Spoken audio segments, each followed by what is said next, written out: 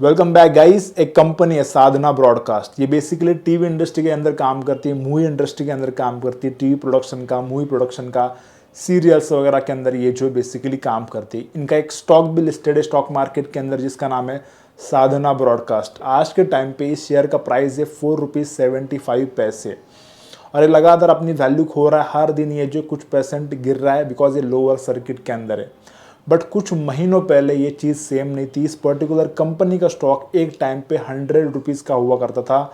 तो एक कैसे ₹100 का स्टॉक ₹4.75 के आसपास आके ट्रेड कर रहा है, कैसे हज़ारों लोगों ने अपने लाखों करोड़ रुपए खो दिए और अरशद वारसी जैसे सेलिब्रिटी का नाम इसके अंदर केस के अंदर जोड़ा जा रहा है। इस वीडियो के अंदर मैं आपको जो इसकी पूरी इकोसिस्टम बताऊंगा, कैसे लोगों को ट्रैप किया जाता है इस पंप एंड डंप स्कैम के अंदर, और इस पर्टिकुलर केस के अंदर अरशद वारसी का क्या रोल था, इस वीडियो के अंदर डिटेल में चर्चा करेंगे।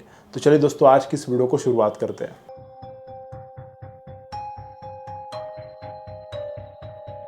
तो कहानी शुरू होती है जून 2022 से, जब इस कंपनी का स्टॉक ₹100 पर शेयर था। एंड यहाँ पर कंपनी डिसाइड करती है कि अब हम लोग जो है स्प्लिट करेंगे स्टॉक को।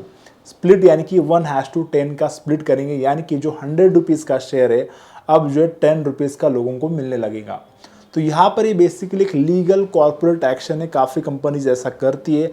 तो इन प्रमोटर्स ने भी ऐसा किया, यहाँ पर जो है 1:10 का स्प्लिट कर दिया ताकि जो ₹100 का स्टॉक है इसके 10 हिस्से हो जाए और एक हिस्सा ₹10 का मिलने लगे। तो बेसिकली एक शेयर का प्राइस अब जो है ₹100 से ₹10 हो गया था। तो जून में जो है स्प्लिट करने के बाद यहाँ पर जुलाई में 2 यूट्यूब चैनल, जिनका नाम है द एडवाइजर और दूसरा है मनी वाइज, ये यूट्यूब चैनल काफ़ी सारे यूट्यूब वीडियोस प्रमोट करते हैं, काफ़ी सारे यूट्यूब के एड्स रन करते हैं, जहाँ पर ये जो है इस पर्टिकुलर कंपनी के अंदर काफ़ी सारे एलिजिबिलिटी प्रमोशन कर रहे हैं। जहाँ पर एक कह रहे कि इस पर्टिकुलर कंपनी को बड़े बड़े फॉरेन्स के डील मिलने वाले, कॉन्ट्रैक्ट मिले 1100 करोड़ का एलिजिडली, जहाँ पर ये अब जो टीवी इंडस्ट्री से जो मूवी इंडस्ट्री के तरफ मोड़ लेने वाले, जहाँ पर मूवी प्रोडक्शन करेंगे वगैरह वगैरह।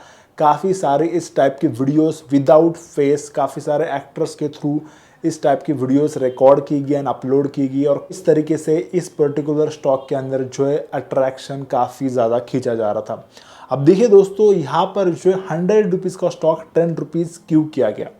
अब यहाँ पर मैं आपको बताऊँ, देखो ये कंप्लीटली लीगल एक्शन है, जहाँ पर एक कंपनी प्रमोटर्स डिसाइड करते कि हमारे कंपनी का शेयर ₹100 से ₹10 या फिर ₹1000 से ₹100, ₹50 जो भी है वो कर सकते हैं। स्प्लिट अब इसलिए किया जाता है बिकॉज एक स्टॉक जो है काफ़ी सारे लोगों के लिए अवेलेबल हो जाए, काफ़ी सारे लोग उसके ऊपर इंटरेस्टेड हो। बिकॉज जब शेयर सस्ता हो जाता है तो काफ़ी लोगों को अट्रैक्टेड करता है वो। तो यहाँ पर ₹100 के बजाय ₹10 का स्टॉक काफ़ी लोगों को अट्रैक्ट करता है, बिकॉज ये एक पेनी स्टॉक लगता है।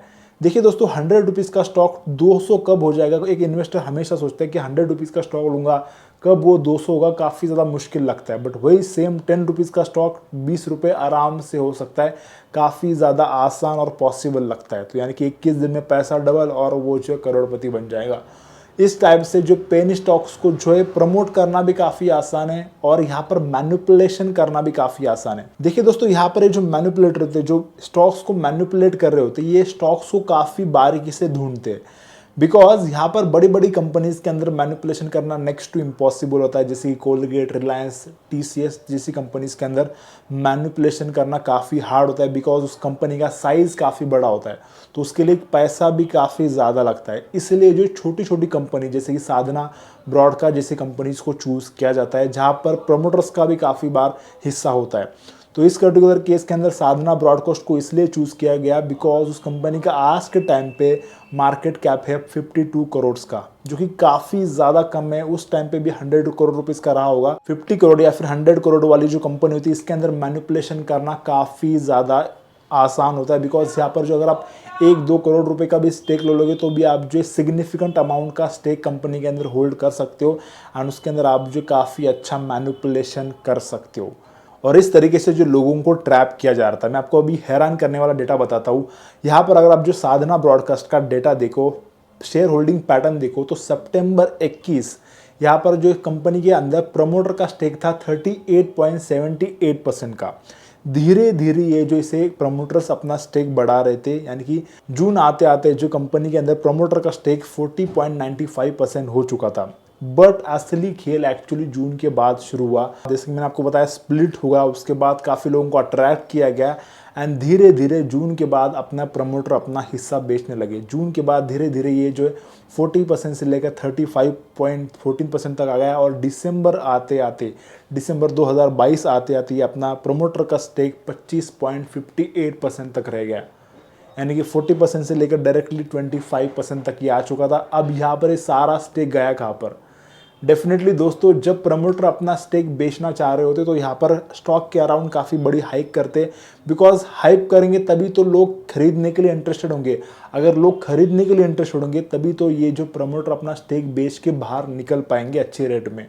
तो यहाँ पर इस टाइप की हाइक बनाई जाती है जब प्रमोटर को बाहर निकलना होता है। और यहाँ पर मैं आपको अभी उसका डेटा बताता हूँ। यहाँ पर जून 2022 में रिटेल इन्वेस्टर का स्टेक इस कंपनी के अंदर 3.53% था अकॉर्डिंग टू टिकरटेप की वेबसाइट। और यहाँ पर अगर आप देखो दिसंबर 2022 आते आते ये 3.53% से लेकर 38.37% तक बढ़ चुका है। तो यहाँ पर आप देख सकते हो कितने लेवल की यहाँ पर बढ़ोतरी हुई है रिटेल इन्वेस्टर की। तो यहाँ पर सारे रिटेल इन्वेस्टर जो है, जब प्रमोटर डंप करते सारे रिटेल इन्वेस्टर अट्रैक्टेड होते हैं और यहाँ पर जो मार खरीदने लगते हैं। और हैरानी की बात तो तब होती है दोस्तों, यहाँ पर अगर आप इस पैटर्न शेयर होल्डिंग पैटर्न का डेटा देखो तो कोई भी म्यूचुअल फंड, कोई भी बड़े बड़े इंस्टीट्यूशंस के अंदर इसने इन्वेस्टमेंट नहीं किया। यहाँ पर इस पर्टिकुलर स्टॉक के अंदर एफआई का इन्वेस्टमेंट नहीं है, डीआई का इन्वेस्टमेंट नहीं है, म्यूचुअल फंड का भी इन्वेस्टमेंट नहीं है। बट फिर भी रिटेल इन्वेस्टर जो है कुछ छोटी मोटी चीज़ें देख के अट्रैक्ट होता है।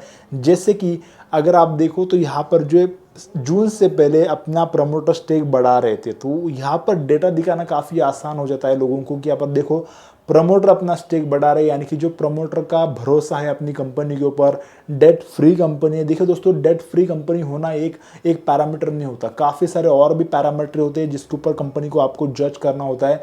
कंपनी का आप प्रॉफिट देखो तो कंपनी का प्रॉफिट बहुत ज़्यादा वोलेटाइल है और काफ़ी कम प्रॉफिट है, नेट इनकम काफ़ी कम है। तो बेसिकली कंपनी का कोई बिजनेस ही नहीं है। तो दोस्तों ये सारी चीज़ें तो हो गई, बट अरशद वारसी का इस केस से क्या लेना देना है? उन्हें क्यों स्टॉक मार्केट से ट्रेडिंग करने के लिए बैन किया गया, उनकी वाइफ को बैन किया गया और बहुत सारे लोगों को, प्रमोटर के साथ काफ़ी सारे लोगों को बैन किया गया? तो एलिजेडली सेबी के हिसाब से इन्वेस्टिगेशन के अंदर ये पता चला कि अरशद वारसी ने अपने 3,04,366 शेयर्स 3 अगस्त पे बेच चुके थे। एंड यहाँ पर अगर आप जो इस शेयर का यहाँ पर डेटा देखो लॉन्ग टर्म का, तो अगस्त टाइम पे, अगस्त के मंथ के दौरान ये जो है शेयर अपने टॉप पे था, यानी कि 30 रुपये के आसपास था। बेसिकली एडजस्ट करने के बाद 10 रुपीज़ के आसपास आ गया था और उसके बाद ये 10 रुपीज़ से 30 रुपीज़ तक चला गया एंड 30 रुपीज़ के आसपास, अगस्त के महीने में 30 रुपीज़ के आसपास था। तभी उस पर्टिकुलर टाइम के अंदर ये जो है सेल किया गया अरशद वारसी के थ्रू ये स्टेक्स एंड 5 अगस्त उनकी वाइफ ने भी अपने स्टॉक बेच दिए। तो बेसिकली अरशद वारसी ने और उनकी वाइफ ने जो 3 अगस्त और 5 अगस्त को जो इस 2 डेट्स में अपने सारे स्टेक्स को बेच दिया।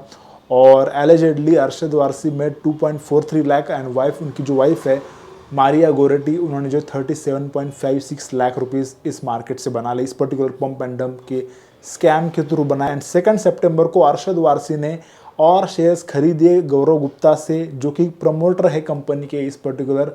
तो यहाँ पर कंपनी के साथ साथ काफ़ी सारे लोगों को यहाँ पर बैन किया गया है और इन्वेस्टिगेशन चल रहा है। बट इसके अगेंस्ट में अरशद वारसी ने एक ट्वीट किया था जहाँ पर उन्होंने कहा था कि लोगों से कि यार ये सारे न्यूज़ जो है झूठी है, इसके ऊपर भरोसा मत रखिए। मुझे और मेरी वाइफ को जो एक जीरो नॉलेज है स्टॉक मार्केट का और हमने भी किसी और के झांसे में आके, किसी और की टिप्स को सुन के इस पर्टिकुलर कंपनी के अंदर इन्वेस्टमेंट किया था एंड यहाँ पर हमारे भी पैसे कंप्लीटली जीरो हो चुके हैं, हमने काफ़ी बड़ा उसके अंदर लॉस किया। अब यहाँ पर कौन सही है कौन गलत है, because Arshad Warsi victim card play कर रहे हैं या फिर सच में ये विक्टिम है, ये इन्वेस्टिगेशन के बाद ही पता लग सकता है। बट यहाँ पर सेबी का इसके अंदर इन्वेस्टिगेशन चल रहा है, उसके अकॉर्डिंग ही यहाँ पर जो है काफ़ी सारे लोगों को बैन किया गया स्टॉक मार्केट से और फर्दर इन्वेस्टिगेशन होगा। बट मे बी यहाँ पर जो और कुछ अलग फैसला आ सकता है। बट होपफुली दोस्तों आप इस टाइप के स्कैम के अंदर ना फंसो, इन छोटे मोटे पेनी स्टॉक्स के अंदर छोटे मोटे प्रॉफिट के लिए फंसो ना, बिकॉज अगर आपको एक बार पैसा स्टक हो जाए तो आप उसे निकाल भी नहीं पाओगे। बिकॉज एक बार लोअर सर्किट स्टॉक के अंदर लग गया तो उसमें पैसे अपने विड्रॉ करना नेक्स्ट टू इम्पॉसिबल होता है जब तक वो लोअर सर्किट हटे ना, और तब तक आपका पैसा ऑलमोस्ट 80-90% वाइप आउट हो चुका होता है। तो आई होप दोस्तों आपको इस वीडियो से डेफिनेटली कुछ ना कुछ सीखने मिला होगा। इस वीडियो को लाइक कीजिए, ऐसे बहुत सारे वीडियोस के लिए हमारे चैनल को सब्सक्राइब कीजिए। मिलते किसी और नेक्स्ट वीडियो में, तब तक के लिए बाय बाय।